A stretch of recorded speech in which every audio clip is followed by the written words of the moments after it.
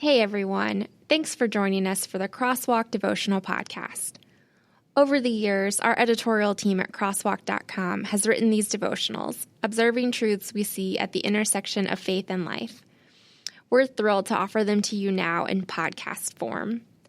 To get all of these episodes straight to your phone each week, just subscribe on iTunes or wherever you get podcasts.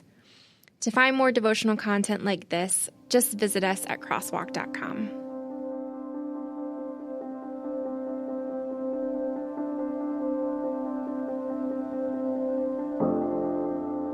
Fools for Christ, written by Ryan Duncan and read by Stephen Sanders.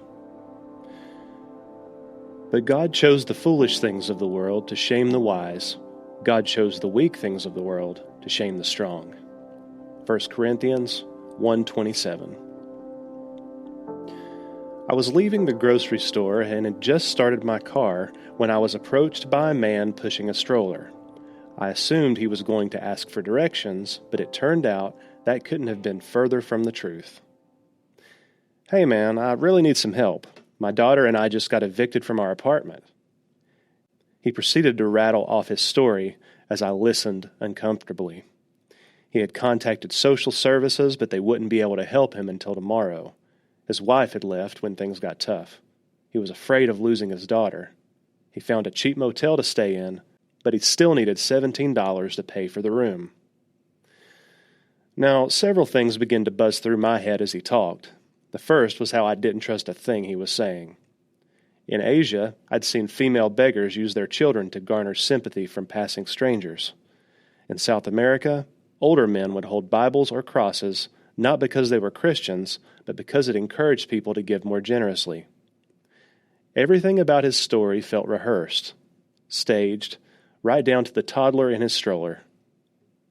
The second thing was that the man had said he needed $17, which was the exact amount I had in my wallet. I'd been hoping to use that money to grab lunch out or maybe see a movie, but could I really justify being so selfish if this guy really needed it?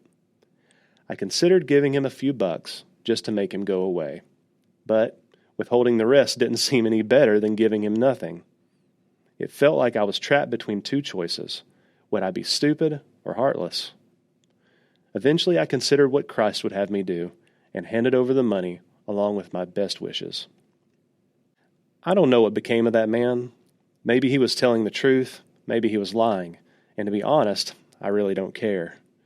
God has called us to love, and you cannot love others if you are afraid of looking foolish. Remember what the Bible says in Matthew 5, verses 38 through 42.